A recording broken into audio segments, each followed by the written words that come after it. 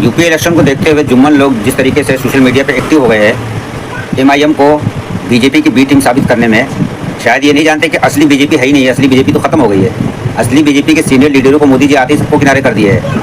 अब वो पार्टी जो है समाजवादी, कांग्रेस, ममता बनर्जी, तेजस्वी के सारे लोग भाग के उस पार्टी में गए हैं और वो पार्टी बनी है बीजेपी। तो आप लोग किस मुंह से कह सकते हैं एमआईएम बी टीम है? अरे तुमने उसको ए टीम बना दिया है। तुम्हारी पार्टी के सारे लोग भाग के गए हैं। हाँ, हेमंत विश्व शर्मा जो आसाम का मुख्यमंत्री है, कांग्रेसी है, कांग्रेस में था वो। बंगाल का मुख्यमंत्री जो बना है ममता बनर्जी पार्टी का था। ये मैंने दो मिसालें दी है। इस तरह बीजेपी में सारे लोग दूसरी पार्टी के भर गए। असली बीजेपी तो जमीन पर ही नहीं है, सब गायब है। असली बीजेपी सिर्फ दो ही आदमी है, अमित शाह और मोदी। आजम खान अगर जेल से बाहर आ जाए तो अखिलेश यादव को खतरा हो जाएगा। ये बात योगी जी ने भी कहा है। शहाबुद्दीन होता तो तेजस्वी का करियर नहीं बन पाता। नसीम सिद्दीकी के साथ मायावती ने क्या किया आप लोगों ने देखा है। ममता बनर्जी के एमएलए, सारे एमएलए को अपनी पार्टी में घसीटा जा रहा है और सबके ऊपर पुलिस एक्शन लिया जा रहा है। लेकिन एक एमएलए जहांगीर, उसकी कमर में रस्सी बांध के मुस्लिम होने के नाते उसको पूरे बंगाल में घुमाया जा रहा है। ये उसकी कीमत अदा कर रहा है, बलि का बकरा बन रहा है। इसी तरह एहसान जाफरी, माया चाहती तो सोनिया गांधी उस वक्त बचा सकती थी एहसान जाफरी को, लेकिन नहीं बचाई क्योंकि उसको बलि का बकरा बनाया था गुजरात फसाद में।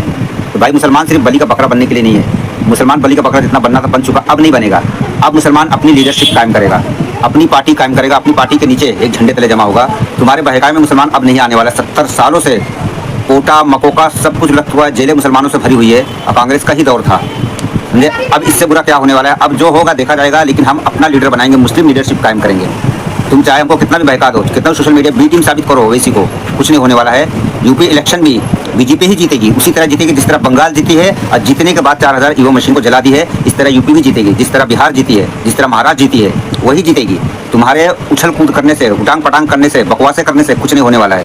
सारे सीटों पर इलेक्शन लड़ने का मतलब है कि बीजेपी को धड़ाधड़ फायदा पहुँचाना। ओवैसी साहब सोच समझ के चंद सीटों पे जहाँ से उनको उम्मीद होती है कि हम जीत सकते हैं, हमारा पैसा, वक्त और टाइम बर्बाद नहीं होगा, उन सीटों पे खड़ा करते हैं। फिर जुम्मन लोग समझाते हैं कि पहले इतने एमएलए हुआ करते थे, इतने सांसद हुआ करते थे, इतने हमारे मंत्री हुआ करते, अब सबकी तादाद कम हो गई है। अरे तो भाई बीजेपी को हराने का ठेकरा मुसलमान थोड़ी लेके रखा है। मंत्री मुस्लिम हुआ करते थे, बहुत सारे सांसद हुआ करते थे, एमएलए हुआ करते, तुमको नहीं पता है कि वो दौर अलग था। ये भाजपा का दौर चल रहा है। अब भाजपा पूरे देश में नस नस में घुस चुकी है, समा चुकी है। इसके पीछे इंटरनेशनल हाथ है, इसको कोई हरा नहीं सकता है। तो इस वक्त तुम अपनी सारी नाकामी का ठेकरा बीजेपी ओवैसी पे नहीं फोड़ सकते हो, एमआईएम पे नहीं फोड़ सकते हो। अपनी नाकामी को मत छुपाओ। हार चुके हो तुम, हार मान जाओ, घरों में दुबक के बैठ जाओ, लेकिन एमआईएम को बदनाम मत करो।